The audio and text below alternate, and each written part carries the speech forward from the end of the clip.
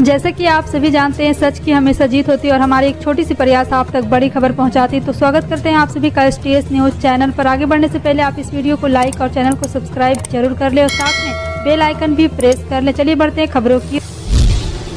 शहर से न्यूज को देख रहे हैं, कमेंट में जरूर लिखिए। बता दें, पश्चिमी उत्तर प्रदेश के मेरठ शहर में अब हर मकान, दुकान और प्रतिष्ठान का एक यूनिक नंबर होगा। इससे उस संपत्ति की पहचान होगी। यूपी सरकार के आदेश के बाद अब मेरठ नगर निगम इसकी तैयारी में जुट गया है। सभी मकान, दुकान, प्रतिष्ठानों को एक यूनिक ID नंबर जारी किया जाएगा। इस नंबर से आसानी से ये पता चल जाएगा कि वो संपत्ति आवासीय है, व्यावसायिक है या फिर किसी अन्य श्रेणी में आती है। शहर में 3 कैटेगरी में ये नंबर जारी किए जाएंगे। मेरठ शहर में लगभग 2,75,000 से अधिक संपत्ति का यूनिक ID नंबर जारी करने की तैयारी मेरठ नगर निगम ने शुरू कर दी है। चुनाव आयोग ने हिमाचल प्रदेश में विधानसभा चुनाव की तारीखों का ऐलान कर दिया है। चुनाव एक ही फेज में होगा। इसके लिए आयोग ने 12 नवंबर की तारीख तय की है। वहीं वोटों की गिनती 8 दिसंबर को होगी। इस बीच चुनाव आयोग ने घर बैठे वोटिंग की सुविधा देने का भी फैसला लिया। हालांकि इस दौरान मतदान की वीडियोग्राफी कराई जाएगी। दरअसल शुक्रवार को चुनाव आयोग ने प्रेस कॉन्फ्रेंस कर हिमाचल प्रदेश में होने वाले विधानसभा चुनाव की तारीख का ऐलान किया। इस दौरान chief election commissioner Rajiv Kumar ने जानकारी देते हुए बताया कि 80 साल से ज्यादा उम्र के बुजुर्ग, कोरोना संक्रमित और दिव्यांग जो वोट देना चाहते हैं लेकिन पोलिंग बूथ तक नहीं आ सकते हैं, आयोग ऐसे वोटरों के घर जाकर उन्हें मतदान करने की सुविधा देगा। सतलज यमुना लिंक नहर के मुद्दे पर सुप्रीम कोर्ट के आदेश के बाद शुक्रवार को हरियाणा और पंजाब के मुख्यमंत्रियों की अहम बैठक हुई। मीटिंग में हरियाणा के मुख्यमंत्री मनोहर लाल खट्टर और पंजाब के मुख्यमंत्री भगवंत मान ने अपना अपना पक्ष रखा। खट्टर ने बैठक के बाद कहा है कि आज की बैठक में कोई सहमति नहीं बनी है। सुप्रीम कोर्ट ने हमें नहर बनाने के लिए कहा था, हमने अपना पक्ष रखा लेकिन पंजाब इस पर सहमत नहीं हुआ। हम सब इस मीटिंग की जानकारी सुप्रीम कोर्ट और केंद्रीय जल शक्ति मंत्री गजेंद्र शेखावत को देंगे। Gujarat appellate authority of advance ruling ने पैकेज्ड पराठों पर 18% GST लगाने का फैसला किया है। वहीं पराठों के मुकाबले रोटी पर 5% GST ही लगेगा। वाडीलाल इंडस्ट्री ने शिकायत की थी, पराठों का 18% GST नहीं लगना चाहिए। 20 महीनों तक मामला चला लेकिन इंडस्ट्री का मामला एक बार फिर से हक में फैसला नहीं किया गया। विवेक रंजन और मिलिंद तोरवाने की 2 सदस्यीय बेंच ने बताया कि पराठों को प्लेन चपाती रोटी की तरह ट्रीट नहीं कर सकते हैं। दोनों में काफी फर्क है। चैप्टर हेडिंग 2106 के अनुसार पराठों को रोटी के सेक्शन से निकाला जा रहा है, उन पर 18% GST ही लगेगा। सितंबर महीने में थोक महंगाई दर में गिरावट देखने को मिली है। होलसेल प्राइस बेस्ड इन्फ्लेशन यानी कि WPI 10.70% पर आ गई। इससे पहले अगस्त में ये 12.41 पर था और जुलाई में 13.93% पर थी। पिछले साल सितंबर 2021 में WPI 10.66% रही थी। हालांकि ये लगातार 18वां महीना है जब महंगाई डबल डिजिट में बनी हुई है। लेकिन आपको बता दें कि थोक महंगाई के लंबे समय तक बढ़े रहना चिंता का विषय है। असम के मुख्यमंत्री हेमंत बिस्वा शर्मा का कद पूर्वोत्तर के साथ देश की राजनीति भी बढ़ता जा रहा है। वहीं इस बीच केंद्र ने अब पूरे भारत में एक बार फिर से आपको बता दें कि असम के मुख्यमंत्री हेमंत बिस्वा शर्मा की सुरक्षा को जेड कैटेगरी के कवर से Z+ कैटेगरी में अपग्रेड कर दिया है। अभी असम के मुख्यमंत्री हेमंत बिस्वा शर्मा को केंद्रीय रिजर्व पुलिस बल Z कैटेगरी की सुरक्षा दे रहा है और अब केंद्र से आदेश मिलने के बाद उन्हें Z+ कैटेगरी की सुरक्षा देगा। केंद्रीय सुरक्षा एजेंसी परामर्श गृह मंत्रालय ने एक बार फिर से मुख्यमंत्री शर्मा के लिए सुरक्षा व्यवस्था की समीक्षा के बाद ये कदम उठाया गया है।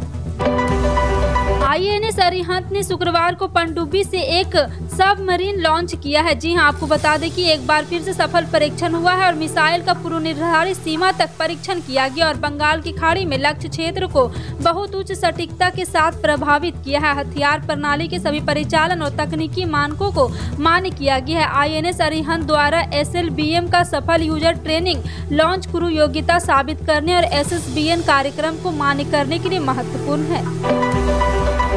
अगले साल होने वाले वनडे विश्व कप के लिए अगर ICC ने प्रसारण राजस्व पर 21.84% कर अधिभार लगाने के अपने फैसले पर केंद्र सरकार अडिग रहती है तो BCCI को करीब 955 करोड़ रुपयों का नुकसान हो सकता है। भारत में अगले साल अक्टूबर-नवंबर में 50 ओवरों का विश्व कप होना है।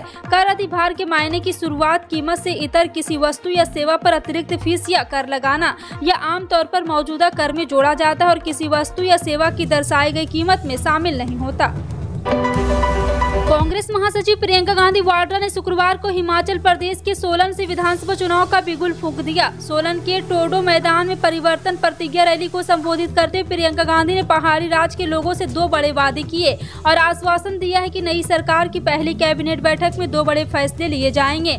आपको बता दें कि एक बार फिर से हिमाचल प्रदेश में कांग्रेस की यह पहली रैली है, जहाँ सत्तारूढ़ भारतीय जनता पार्टी पहले ही 3 रैलियां कर चुकी है। सभी तीनों रैलियों को प्रधानमंत्री नरेंद्र मोदी ने खुद संबोधित किया। सोलन में प्रियंका गांधी ने कहा है कि मैं आज आपको गारंटी दे रहा हूं कि यहां कांग्रेस की सरकार बनने के बाद पहली कैबिनेट बैठक में 2 बड़े फैसले लिए जाएंगे, जिसमें पहला 1 लाख सरकारी नौकरी देना और दूसरा पुरानी पेंशन योजना को लागू करना है।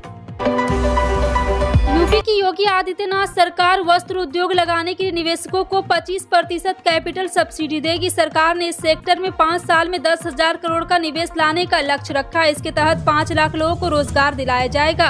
कैबिनेट ने शुक्रवार को नई उत्तर प्रदेश टेक्सटाइल एवं गारमेंट पॉलिसी 2022 नीति को मंजूरी दे दी। निजी क्षेत्र के 5 वस्त्र एवं परिधान पार्क विकसित होंगे। पावरकूलम बुनकरों की आय में 50% की वृद्धि होगी। निवेशकों को 25% कैपिटल सब्सिडी वस्त्र एवं गारमेंट इकाइयों के प्लांट और मशीनरी खरीदने पर निवेश पर 25% पूंजीगत उत्पादन की प्रतिपूर्ति होगी।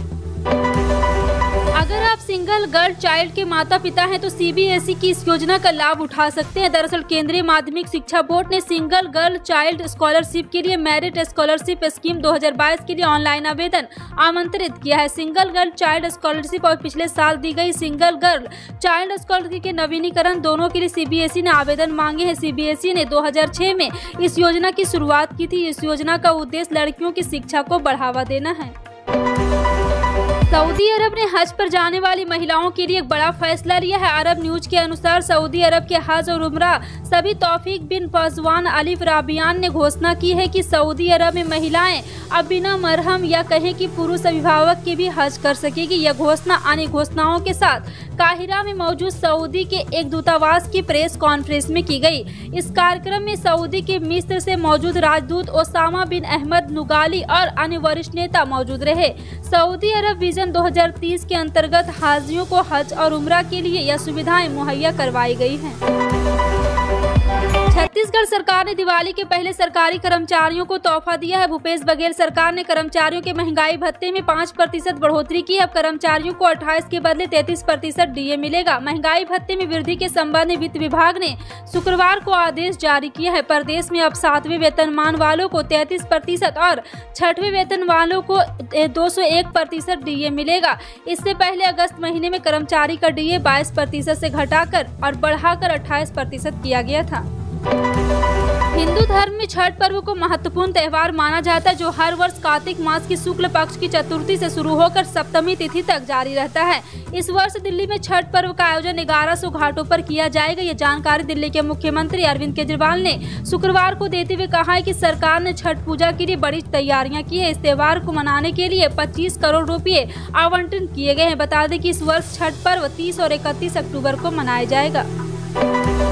मध्य प्रदेश में हिंदी में मेडिकल की पढ़ाई शुरू करने जा रही है। इसको लेकर गृह मंत्री अमित शाह 16 अक्टूबर को हिंदी में MBBS पाठ्यक्रमों की पुस्तक का विमोचन करेंगे। इसको लेकर मध्य प्रदेश सरकार अपनी तैयारियां कर रही। वहीं मुख्यमंत्री शिवराज सिंह चौहान अमित शाह के दौरे को लेकर लगातार समीक्षा बैठक कर रहे हैं। इसी कड़ी में ऐतिहासिक क्षण के लिए अपनी DP बदल लें और जिसके बाद मीडिया पर DP और कवर फोटो मेडिकल पढ़ाई से जुड़ी हुई दिखाई दे रही। अमित शाह 16 अक्टूबर को भोपाल में रहेंगे, जहाँ लाल परेड ग्राउंड में इन पुस्तकों का विमोचन होगा।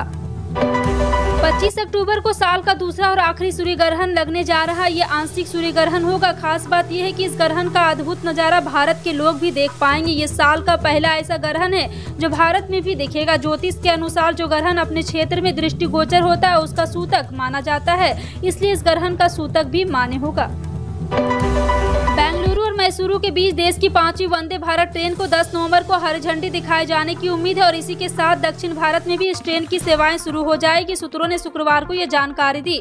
यह ट्रेन करीब 483 किलोमीटर की दूरी तय करेगी। रेलवे ने हाल ही में देश की तीसरी और चौथी वंदे भारत ट्रेन क्रमशः गुजरात और हिमाचल प्रदेश के लिए शुरू की है। इन दोनों राज्यों में जल्द ही चुनाव होने वाले हैं। कर्नाटक में अगले साल चुनाव होने वाले हैं। उत्तर प्रदेश की योगी आदित्यनाथ ने लगातार दूसरी बार प्रदेश की बागडोर संभालने के बाद स्वास्थ्य व शिक्षा के क्षेत्र में एक के बाद एक फैसले लेना शुरू कर दिया है। एक तरफ जहां स्कूल चलो अभियान के तहत गांव के बच्चों को स्कूल के लिए प्रेरित किया जा रहा है, वहीं मुख्यमंत्री कन्या सुमंगला योजना के तहत गरीब व आर्थिक रूप से कमजोर वर्ग की बेटियों को जन्म से लेकर स्नातक तक की पढ़ाई के लिए आर्थिक सहायता प्रदान की जाएगी। 3 लाख सालाना आय वाले परिवार में जन्मी बेटियों को राज्य सरकार कई किस्तों में 15,000 रुपये देगी। बेटियों के जन्म के बाद सरकार अभिभावक को 2,000 रुपये देगी। टीकाकरण के बाद 1,000 रुपये और एडमिशन के वक्त 2,000 रुपये और एडमिशन लेने पर 2,000 रुपये और कक्षा 9 में एडमिशन लेते वक्त 3,000 रुपये प्रति के मुफ्त में दिया जाएगा।